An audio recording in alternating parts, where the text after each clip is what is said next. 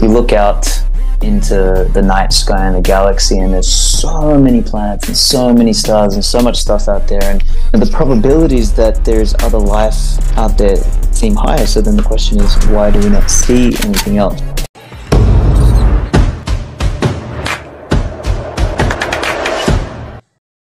Welcome back to the Money Matters podcast that is powered to you by Coinbase. If you're new here, my name's Luke. And as you could probably tell by that short and snappy little introduction, today I've sat down for an interview with the one and the only Alex Svetski. We talk about his recent article, Fire, Bitcoin, and Teleportation. And as the title of the article kind of suggests, we're going to be talking about all things alien, with the Great Filter, the Kardashev scale. And we're going to be discussing all sorts of other things. And of course, how Bitcoin fits into the Great Filter thesis. And it could potentially push us towards becoming an intergalactic space traveling species. We're going to be talking about a lot, but Alex, we could talk about Australia for all day. I would love to jump straight off the deep end and start discussing your very, very thought-provoking article, Fire, Teleportation, and Bitcoin. What gave you the impetus in writing that absolute beast of an article? Thank you, sir. The impetus was probably two things. One was I read a book called Energy and Civilization by Vaclav Smil, which I know you've been going down that rabbit hole recently. Brilliant physicist and engineer kind of mind. Surprisingly, hasn't come across Bitcoin yet, unfortunately. But that's what people like you and I exist for, is to take those ideas and kind of loop them in and find the parallels. But I'm sort of listening to that, or I can't remember if I read it or listened to it, but what I found was this sort of idea of energy as the universal currency, and how humanity has actually evolved alongside harnessing greater amounts of energy, and it's an extraordinary book. And as I was sort of saying earlier, it's unfortunate that people like Vaclav haven't sort of come across Bitcoin, but it's obviously our job is to kind of read that kind of stuff and find the elements that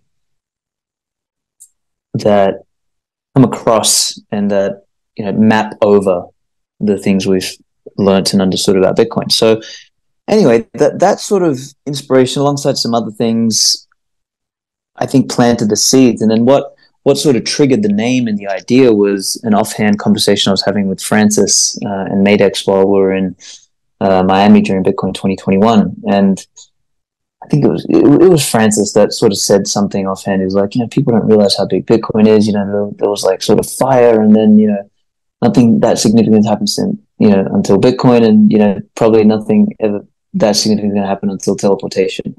And it was kind of like a joke, but I kind of took it and ran with it. And the next day, during the Toxic Bitcoin Maximalists panel at the Bitcoin conference with Nico and Young Lurk and Dr. Bitcoin, MD, we jumped on and we talked about it, and it's on YouTube. If people type in Fire, Bitcoin, Teleportation, Svetski, they should be able to find it. And I do sort of like a little riff. And since that time, I think that conference was in like April or something like that, or March or May, somewhere around there. Like, I intended to write a piece on that, and the sort of the idea festered and grew in my mind, and it wasn't until November that I sat down and just smashed it out. And I still think to this day it's one of the best, if not the best, Bitcoin article that I've written. And I published it in the Bitcoin Times edition 4, which people can go and check out at bitcointimes.io. It's in there with Brandon Quittam's work, with Alan Farrington and Thomas Strolab and stuff like that. It's a magnificent collection of essays, and it's in there like visually, it's fucking gorgeous. And yeah, it's as I said, I think one of the more profound articles without blowing smoke up my own butthole. And, not blowing smoke up your ass because you're a fellow Australian. I think it's probably the best piece you've written. And I personally think it's probably one of the best pieces I read in 2022. It really does actually put Bitcoin in the framing that it should be put in. Everybody's really underestimating just how big of a technological innovation Bitcoin is. And you kind of putting it alongside Fire is enormous. And I suppose for anyone who, might be unaware of just how important fire is for Homo sapiens and our evolution, maybe you could start us off there, Alex, and kind of, for anyone new listening in, how important is fire to, making us who we are today? Well, there's this, I mean, we can never know, right? These are sort of all postulations and hypotheses, unless we can go back in time to sort of really trace this. We'll never really know. But the understanding and, the evidence seems to suggest this, is that there was an experiment by whatever our proto-humans were of what's called bipedalism, which is kind of getting up and walking on 2 feet. And I think Vaclav talks about this in his book, is that bipedalism was more energy efficient than quadrupedalism. So instead of being on 4 legs, sort of getting up on 2 legs. Now, there's a bit of instability with that, so you're always sort of balancing yourself. But if you can get that figured out, then you decrease the amount of energy required for mobility. And then that has an interesting effect, is as you decrease the energy required for mobility and you're consuming the same amount of energy, where do those calories go? And, sort of what develops around that. And, sort of the idea there is that, the brain and the hand together, and what's his name? Spengler. His first name is not coming to mind at the moment, but he was a late 1800s, early 1900s sort of philosopher who most people call right wing, but the guy was brilliant. He wrote a book called Man and Technics, where he kind of talks about the the eyes and the hand being how human beings, Homo sapiens in particular, basically became the apex creature on the planet, is because the eyes allow us to perceive the world, and the hand is the appendage that allows us to manipulate the world around us. I'd call it as it is, and that article is an absolute ripper. It actually kind of tries to explore a lot of these big picture questions that most people don't ask themselves. Like, obviously, we are the only sentient species that we know of, and everybody kind of, they talk about aliens. Everybody's talking about UFOs these days, actually.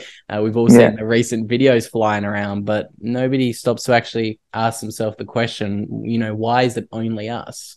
Why, after 4.5 billion years, is only Homo sapiens running around here on the planet? So maybe that gives us a good opportunity to talk about something you touched on in the article called the Great Filter.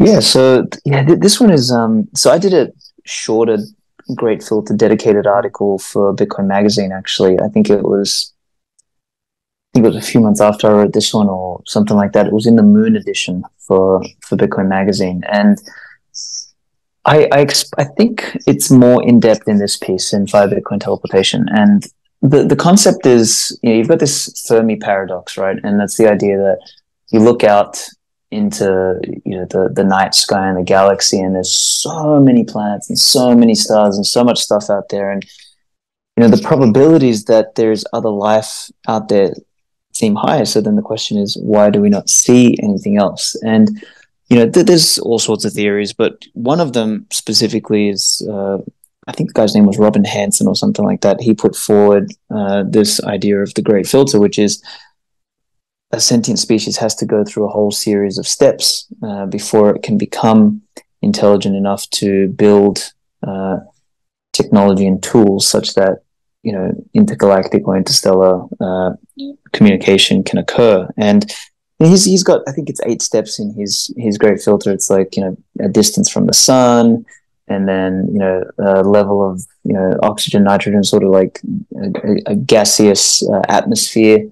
And then that needs to sort of give way to, early proto-life, basically, whether proteins or RNA or something, something like DNA. And then that sort of needs to evolve to the point where you get sexual reproduction, and then sort of stepping forth from that. And I'm trying to remember all of this off the top of my head, but, beyond sexual reproduction is, then the development of a species, more like human beings. And then you get from there sort of tooling, and then get to the point where you can transmit, intelligent messages. So you sort of figure out math and do all that sort of stuff, and then you become an intergalactic species. And what I sort of argue in my piece is like, he's missed like 6 or 7 steps. And in my piece, I kind of put in there that, we need to actually, as a species, kind of like, I think I talk a little bit about the bipedalism and sort of discovering fire, and, that transforming us.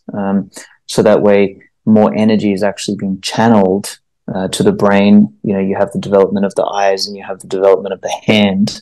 And the hand-eye is very interesting, because those 2 organs, I think, have had the most impact on the development of the mind, because the eyes perceive, while the hand is actually what helps you manipulate space and the world around you to be either in line with what your vision is, or sort of in line with what your intention or actions are. So it's super, super interesting.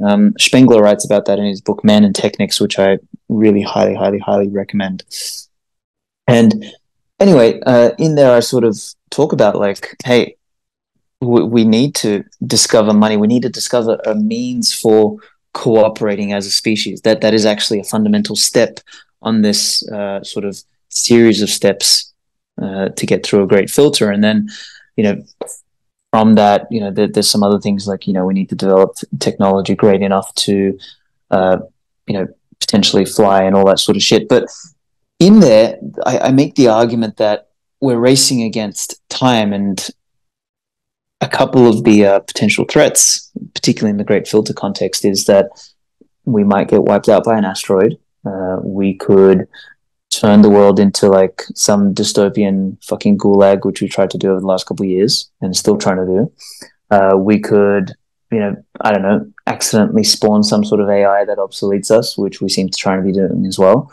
And I think there was another 4th sort of danger in there that I argue. So I kind of say that humanity or a sentient species like us would be evolving at a pace that its technical capacity might cause it to blow itself up if the underlying incentives for cooperation are skewed. And this is where I argue that Bitcoin is actually the thing that fixes the goddamn incentives, so that we don't actually wipe ourselves off the face of the planet, and gives us the capacity to also potentially one day protect ourselves from some sort of intergalactic threat, whether it's an asteroid or some shit coming to hit us. Like, we might be able to build a global baseball bat, to whack it out of the sky, for example. But that won't happen if we're squandering all of our capital on trying to be fucking communists, or trying to lock ourselves down, or trying to print money, or try and build dick pic apps, right? Like, we have to sort that out first. In order to have any possibility of protecting ourselves from anything greater, or kind of avoid the other catastrophes or cataclysms that are self-induced by having really poor incentives. So that's, I know it's a long answer, but the Great Filter is a big topic. It's a standalone topic, and I think I make a strong case for Bitcoin being sort of the last step through the Great Filter. No, it's a good answer. It is an enormous topic, and it's something that I think a lot of people in the Bitcoin space need to explore. I'm going to park that article there, the fire, teleportation, and Bitcoin, just for a second, because you brought up something that I did want to hit on later on in our chat. And that was this idea that people are just simply not innovating on the right things in our world. So we have this thing called the Great Stagnation, and, Peter Thiel and all of his good friends like Eric Weinstein always talk about, why is our physical world not actually innovating or changing? Like, over the past 50 to 60 to 70 years. And you just touched on it then. People are doing stupid shit, like they're building dick pic apps, and they're not actually innovating on the world of atoms. All the innovation is in the world of bits over the past 60 to 70 years. So I'd love to ask you about that and how Bitcoin could potentially solve this issue of the great stagnation that we're seeing in our world today. Well, yeah, I mean the innovating in bits and bytes over innovating in atoms is a big one, and I tried to talk about this with Saylor when I had him on the pod last year, and we didn't really get time to get into it. You know, we all know what Saylor's like. You know, he goes off on a tangent. You know, speaks for 4 hours before he can get a word in, and anyway, my whole sort of point of argumentation was, we've had obviously incredible progress in the virtual space, but much of that is, I think, number one, misguided, because it's sort of not rooted in reality. It doesn't sort of have cost associated with with anything. I mean, you look at all the shitcoinery, for example. The very concept of proof of stake is just a non-realistic, false innovation masquerading as real innovation for people that are basically just trying to print their own money. So we're sort of like playing these games of intellectual fellatio or virtual fellatio because we're basically too stupid, weak, high time preference oriented, impatient, and lack the coordination to solve real problems in the world of atoms. Like, the houses we live in still suck. I mean, you can argue where there's greater coordination and more, fiscal responsibility, for example, which has traditionally been the West.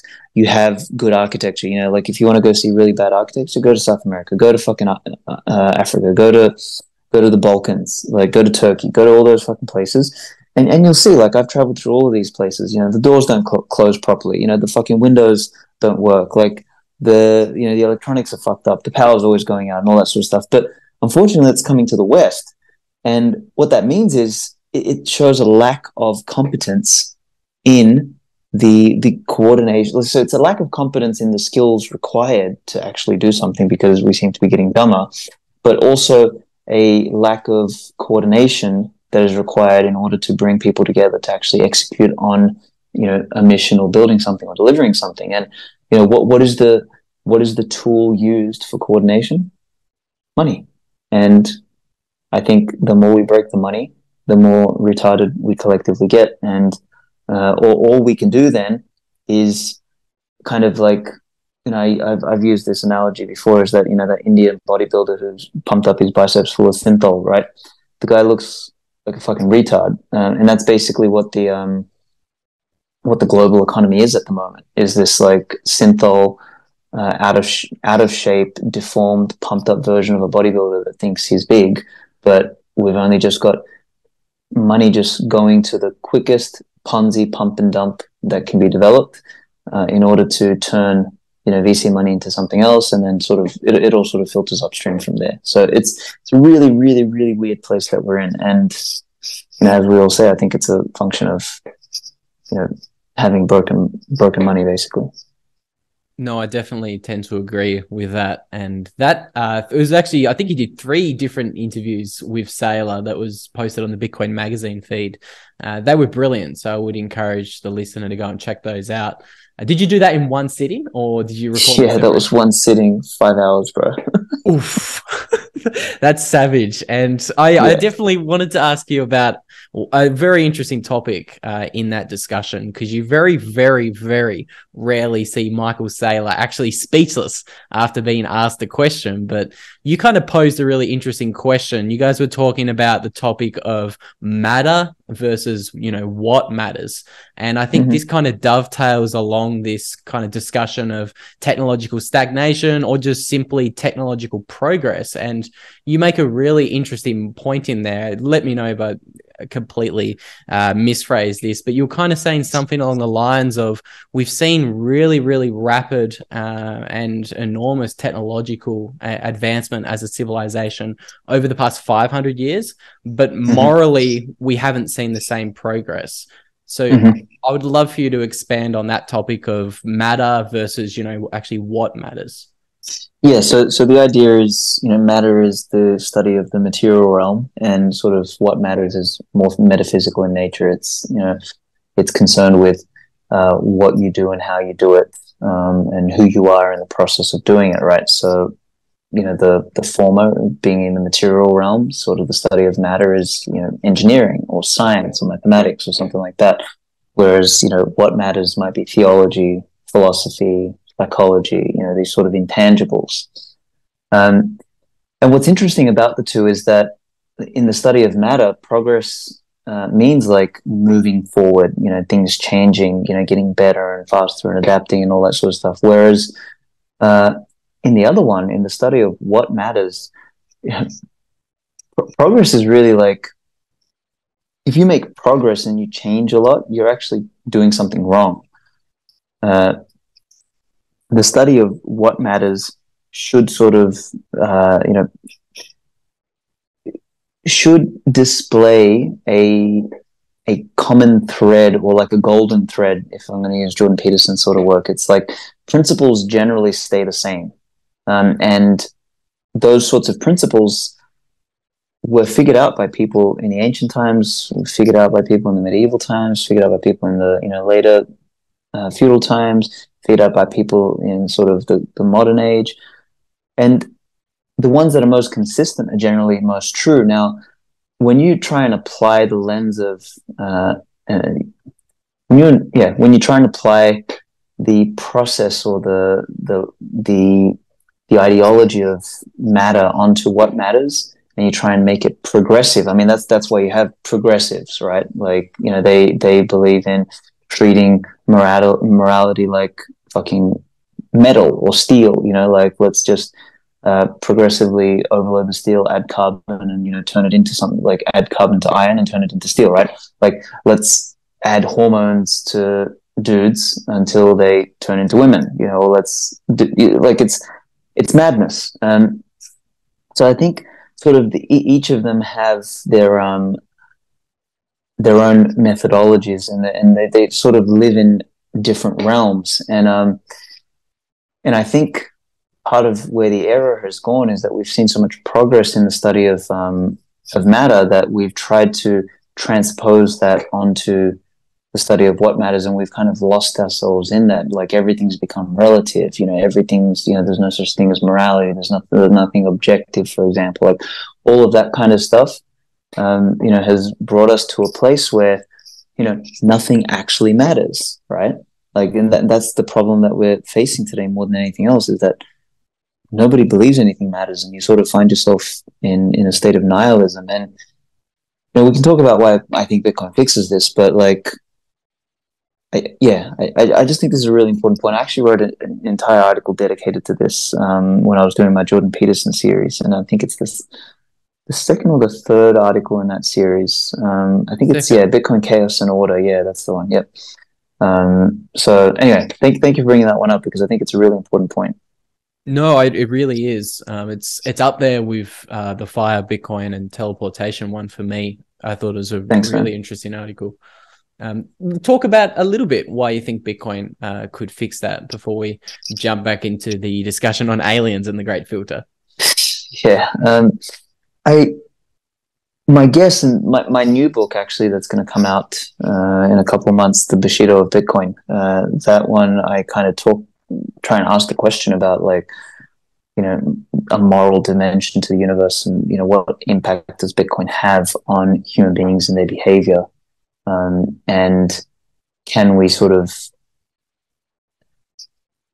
approach the study of what matters again as more virtuous and moral beings, as opposed to a bunch of mercantile or commercially oriented fucking heathens that just want to make a quick buck, and flip whatever they want, when they can.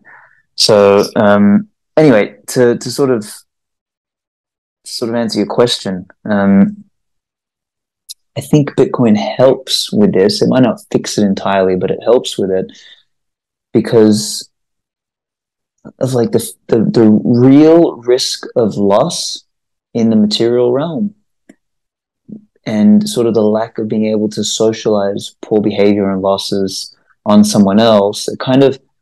It basically localizes consequence in some sense, and then all of these ideas around like what matters start to be the method via which you want to kind of operate, or it becomes the north star by which you want to orient yourself. Because if you do the right thing, if you are honorable, if you're loyal, if you're respectful, if you're duty bound, if you're courageous, if you have self-control, like all of these virtues and morals, which are kind of principles, timeless principles, if you behave that way, you'll actually have a higher success in life in also the material realm. So I think by Bitcoin sort of making material consequences real and localized again, my guess is that people will they'll have an economic incentive to seek out better means of behaving. And we all know the best means of behaving are sort of like these timeless principles. So we kind of get back to that. So anyway, that's sort of my thinking or my thesis. Yeah, I love it. So something you I know, I'm not sure if you've written about this, but you talk about it a lot in podcasts. You talk about the fact that Bitcoin is reintroducing economic consequence on the world. I think that's that pretty much sums up how Bitcoin fixes that in particular. Yeah. Well, to that point, so I haven't written a specific article about it, but I've written about that idea in many articles, basically. But the only update I've made to that idea is that I've just updated, instead of reintroducing economic consequence, I call it reintroducing local economic consequence, meaning that the consequence is closer to the actor, right? Because at the moment, what I realized is that economic consequence hasn't gone anywhere. It's just been shifted onto somebody else. That's it. So, blowing up trains and, derailing them and printing a bunch of money and locking the world down and everything, there's actually an economic consequence. People are poorer, things cost more. Like, we have royally fucked up a whole lot of things. But the consequence is not borne by the decision makers. And that's what I think Bitcoin helps with. I like that. That's really interesting. So I would encourage the listener to go and read that article. Was that Bitcoin Chaos and Order from memory? Bitcoin Chaos and Order, yeah, the second part of the Jordan Peterson series. Yeah, that's another book on my long list of things to read. I haven't quite read enough of Peterson as I would like. But Alex, I want to jump back into talking about that piece, Bitcoin Fire and Teleportation, because we were kind of talking about the Great Filter there for a few minutes. And I think we were just about to start talking about something that you've coined as the Nakamoto scale, because everybody talks about the Kardashev scale. So maybe we could start by discussing what the Kardashev scale is and what you think was it Nikolai Kardashev? Okay. It is, yeah, Nikolai, yeah. Yeah, well, I might also share my screen and show a couple of the charts that you've popped into that article while you're talking, because let's do it. There's some brilliant charts in there. So if you are listening in on the podcast, this is your reminder to head on over to the YouTube channel and check out the charts Alex and I are talking about. So the Great Filter, Alex, what's your thoughts? Yes. So the Great Filter or the Kardashev scale? Which one do you want me to go? Or Nakamoto scale? Kardashev scale, sorry. Okay, so the Kardashev scale is this. So obviously Nikolai Kardashev is a mathematician, physicist, and he kind of tried to measure or create a model to understand the progression of a sentient species, humanity being the focal point here, through the lens of energy usage, right? And he kind of talked about, I think, about a type 1, type 2, type 3, basically. And type 1 is, basically a fossil fuel oriented type of civilization that is, harnessing, the energy of the whole globe, right? And that's sort of type one. Type two is where we expand such that we're harnessing the energy of the entire solar system, I believe.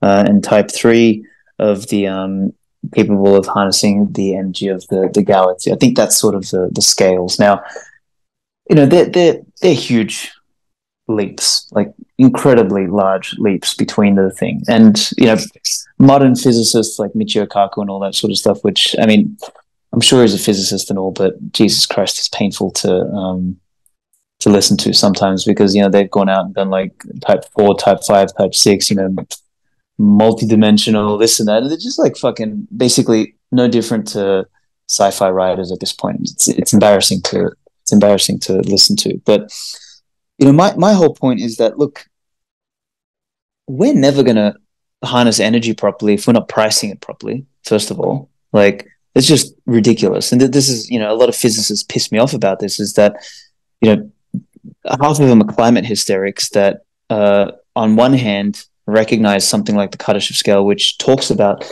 the progress of civilization as something that is measured through the harnessing of more energy, and then at the same time they're advocating for I don't know, using fucking solar panels and windmills, which are really low density means of like harnessing and using energy. It's completely moronic. So that, first of all, but then second of all, they're high in the sky. There's no tangible concept or idea of how do we actually harness the energy. What does that mean? How do we price it? And but by what means do we actually create this? Now, I don't know if you've got in these screenshots anything about where I've written about the Nakamoto scale, because I'm trying to think of how I like what I did there, like my stages. So we have kind of for anyone listening in, I've just pulled up a couple of the charts. So this little section here is talking about the Nakamoto scale. So if I pull that chart up, you kind of show how Bitcoin is the thing that gets us through the Great Filter. Yes. Okay, good. Thank you for the reminder. So it's been freaking 2 years since I wrote this. So yeah, I argue that sort of type 0 is sort of the emergence of Homo sapiens, and then we only close out the type 1 when we've gone through the Great Filter and we actually basically get onto an energy money standard. So that the whole premise of this article here is I kind of call Bitcoin energy money, and I think it was Breedlove who first coined this. I think he said, if Satoshi called Bitcoin energy money, we would have skipped a lot of the drama. But anyway, whatever. So Bitcoin is energy money, and we only really enter the next stage of civilizational progress after energy money, because if we don't get that, first of all, there's a high likelihood that we blow ourselves up or disappear and not get through the Great Filter.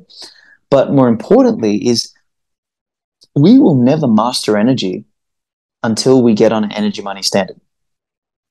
And that's the whole point of my whole Nakamoto scale, is that we sort of move into becoming a type 2 civilization post hyper-Bitcoinization.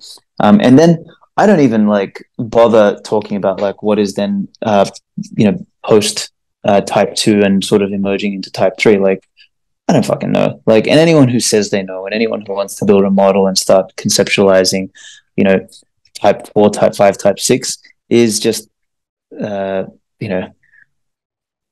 sci-fi people, basically. They're not physicists and they're not anything realistic, because we're so far away from hyper-Bitcoinization, let alone true harnessing of solar system scale energy, that it's just not even a conversation to be had. And then I kind of, as a joke in my image, I kind of say beyond type 3 is the next simulation, which is at that point who knows really, right?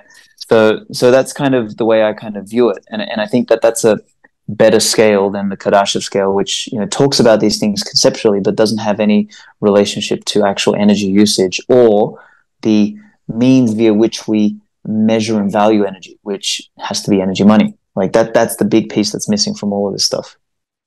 Energy money is the big thing. That's the thing that Nikola Tesla saw in the 1800s. That's the thing that Henry Ford predicted that one day we would get in the early 1900s. Like that's the invention, energy money. And I love the article, man. Like, honestly, it frames energy money alongside fire and alongside our future innovation, which could be teleportation. You kind of say it could be anything. We don't know what we may invent in the future that's going to be as revolutionary as Bitcoin. Totally. And I recommend anybody, like, again, just shameless plug here, shameless shill, but if they want to see this like in full gloss as a collectible, so the Bitcoin Times is available at bitcointimes.io. And if you pick up a piece, edition 4 is beautiful. It's called A New Hope, and it's in there, and you get the whole visual and touch and feel experience. And there's only 2,100 of each ever printed, so it's like an actual collectible. It's the bomb. I've seen them in person, but I haven't got my hands on one for myself for the wall. I'm actually planning on trying to get. I know you were talking about this in a podcast a while ago. I want to try to get my hands on like edition number 21 or edition number 50 of every single series. So I've got yes. I want to get that kind of set up, but I would encourage the listener. I was going to say 21. You can try. So basically, just for people to conceptualize this properly. So there'll be 21 editions over 21 years. So I do one a year. So we're up to edition 5. Last year was edition 5, and that was like Saifedean, Goldstein, Pierre, Conrad, Raheem, and Parker Lewis, and myself. That was the Austrian edition. So each edition is the best. Like this year, we're doing the Energy edition actually, and that's going to have Marty Bent and a couple other interesting people in there. But the premise is, so 21 editions over 21 years, and each edition will be printed.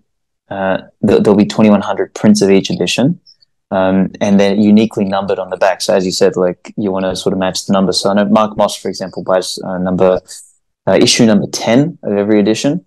But issue number 21, that's going to be auctioned. So I'm saving those up. That's going to be auctioned. So they'll go for a much heftier price. But if you've got a special number, for example, a birthday or whatever, like I know one guy loves his 88s. So he actually bought 2 sets, 288 and 388, because he missed out on the 188. But yeah, they're true Bitcoin collectibles. No, that's very, very, they're very cool, man. I love the idea of it too. 21 years, Thanks, you're going to do a new edition every year, 2,100 copies. No, I love it. I'm going to, once I find a house to actually settle down in, I'm going to get every one of those 21 editions up. I'm going to put them on a wall. Absolutely.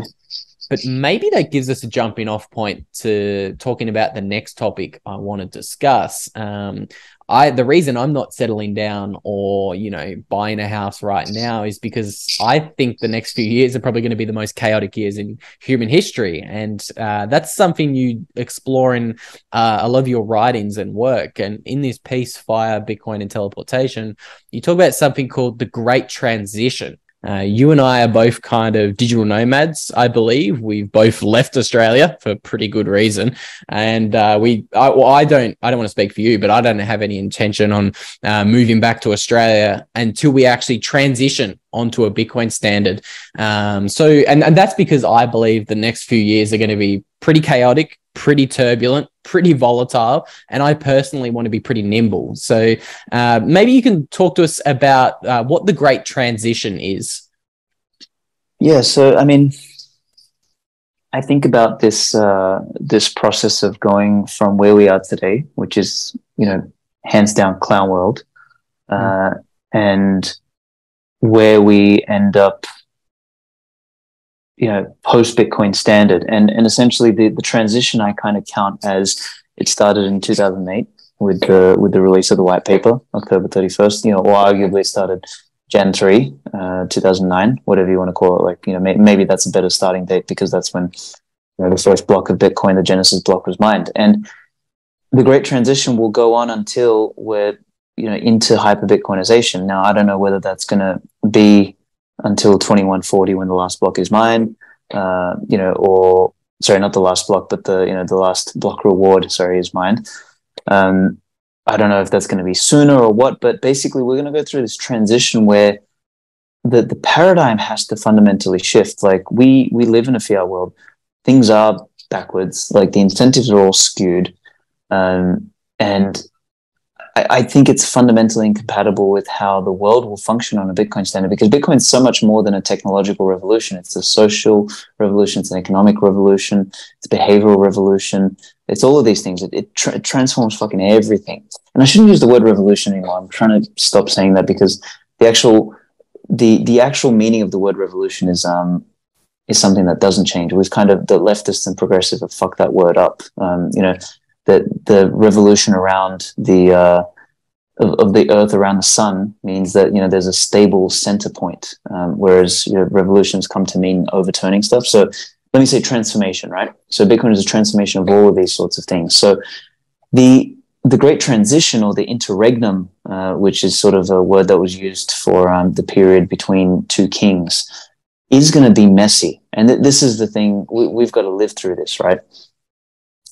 And I don't know, like a lot of people have this sort of rosy picture of, Bitcoin fixes everything. If you close your eyes hard enough and say that Bitcoin fixes this and tweet it, that everything's going to be fine. And I just don't subscribe to that sort of, rosy, rose-colored glass sort of theory of the world. I think that there's going to be a shitload of scamming during this transition. And whether that's scamming of like, people just basically like, the classic phishing scamming and, exit scams like SBF and all that sort of stuff, or whether it's shitcoin scamming or whatever it is. I think there's going to be loads of that, because we're somewhere in between, like the ability to take advantage of someone and the information asymmetry that's available is going to sort of create incentives for that to happen. But the thing, and this is going to be the tricky part for humanity, is like, can we go cold turkey and can we sort of transition across, right? And this is like, you look at Junkie. Junkie is sort of the great transition for the junkie is going cold turkey, right? Is like, while he's pumping his veins full of heroin, he feels great. After he, goes through the cold turkey for 3 weeks and all that sort of stuff, he starts to feel good again and it builds up strength and all that sort of stuff. So the before and after are kind of two incompatible periods, but the interregnum, the transition period, is awfully painful, and that's what we've sort of got to go through and endure. And hopefully, on the other end, what happens is the incentive structure is different. The ability to take advantage of people who will have, over time and iteration and mistakes and everything, learnt how to either secure their Bitcoin or not get scammed, or know that shitcoins are pump and dumps, or whatever other things are going to emerge over the coming decades. You'll have people who are fundamentally more robust, more intelligent, harder to scam, and then layering that onto a Bitcoin standard, then you have a completely different world. So anyway, that's sort of my theory, is that it's going to get a hell of a lot worse before it gets better. But it's a necessary worse that we have to just go through, the same way as a junkie has to go through cold turkey to come out on the other end. And that's really what civilization is today. Is a fiat crack junkie. It's a very that's a polite way to put it. Fiat economy is all sorts of messed up. How do you see it personally for yourself? Like, if you have your family around you, would you prefer to be somewhere like would you prefer to like own a home in like a Texas or a Florida, or would you prefer to be more nimble, kind of hopping around from country to country? Oh man, I don't know. At this point, like, I think it really depends on people's like, you for example are a single guy, you're not married, you don't have kids and dependents and all that sort of stuff, so for you it makes a whole lot of sense to jump around, whereas someone who doesn't have that, like, has got kids and a family and all that sort of stuff, makes jumping around really like complicated. And then it also depends on how stupid you are online, like idiots like me who've painted a target on their back. It's just, I don't know what fucking airport I'm going to have dramas at just because I've said something on Twitter about medicine or anti-medicine venom, maybe we should call it, or lockdowns or whatever, right? So I don't know, like, and that kind of freaks me out. So then I think it makes more sense for people to I don't know, like settle somewhere, build some networks, build a tribe, and get their shit together and do that. So I'm always sort of between. I think it really depends on the person's situation and their temperament. Yeah, I definitely agree. You touched on something there, lockdowns. You wrote another brilliant article. I think it was Bitcoin and lockdowns. And in it, you were kind of talking about, there's a really interesting quote. You said, I think the quote was something along the lines of, you believe the last 5 billion people to adopt Bitcoin will actually adopt it faster than the first 5 million people who adopted it. So this is kind of talking a little bit about this great transition that we see onto a Bitcoin standard. How do you see the kind of timeline of this transition taking place? Do you think it could be really rapid, like 5 billion people trying to rush into the Bitcoin network quickly, or do you see it more prolonged?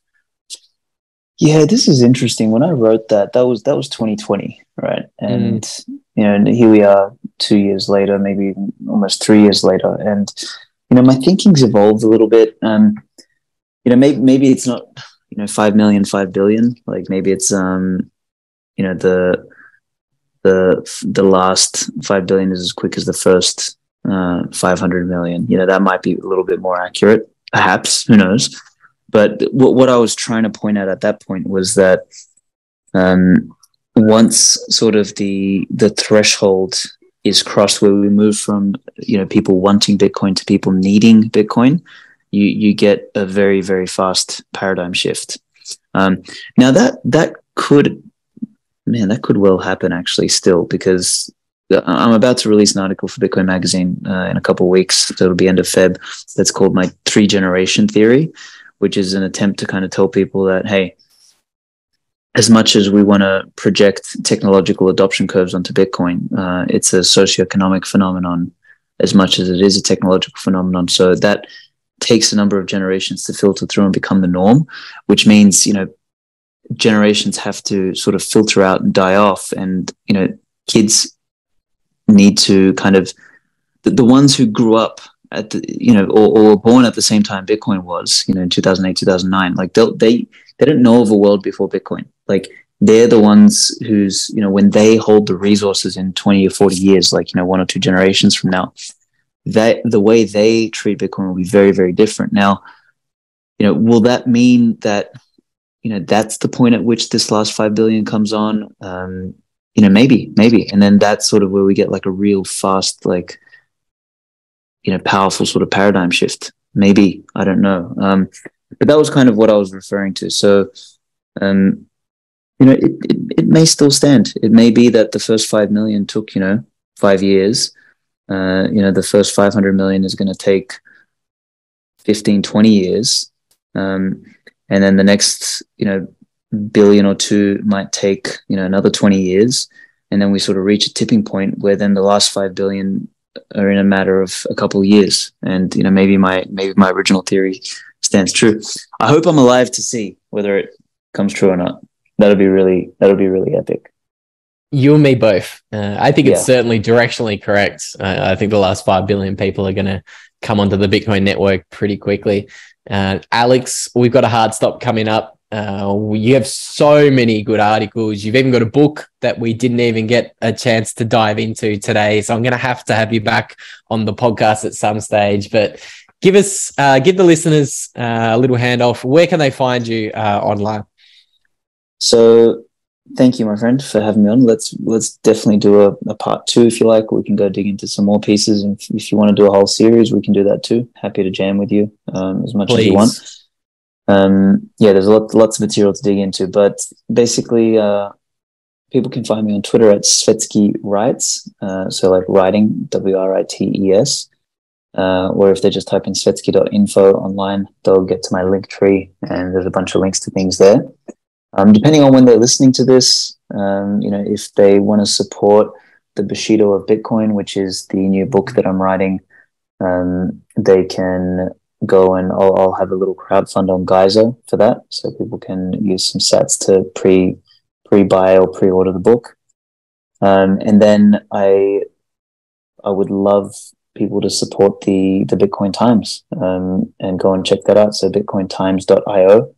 they will be super glad that they did, because I can promise you it's like some of the best collection. It's probably the best publication that is purely a collection of essays in the world on Bitcoin. And the fact that I'm printing it as a collectible means that, you'll own a piece of Bitcoin history that you can, hopefully pass down to the generations that come after you. And, they'll read it and they'll be like, fucking hell, that was some cool shit. Like, look at what these guys did, the pioneers, it'll be wild. I'm really looking forward to getting my hands on your upcoming article in Bitcoin Magazine and obviously the Bitcoin Times.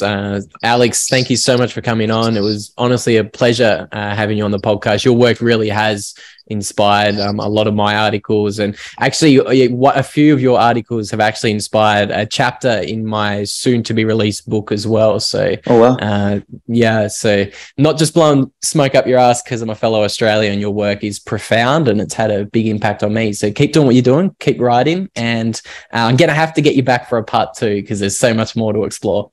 For sure. Thank you, my friend. Thanks, brother.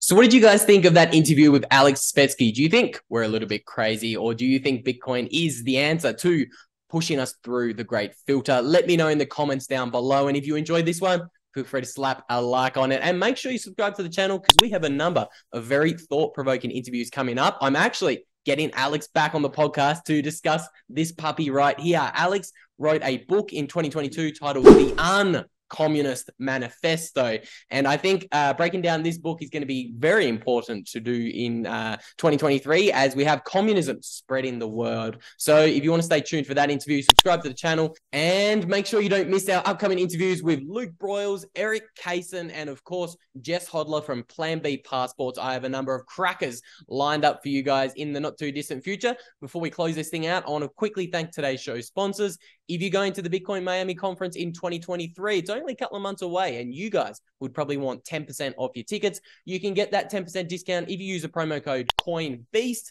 Link to that one will be in the description, as well as a link to the Foundation Passport hardware wallet, okay? If you guys are going to be buying Bitcoin, you want to be keeping it in your own custody, and the Foundation Passport wallet is one of the most attractive hardware wallets there is on the market, and you guys can get $10 off that bad boy if you use promo code BEAST. And last but certainly not least, if you guys sign up with Swan Bitcoin, we're actually going to give you guys $10 of free Bitcoin if you sign up with Swan using the promo code BEAST. Again, links to all the show sponsors is in the description of today's show. And with all that said, I hope you guys have a good day, and I'll see you all in the next interview.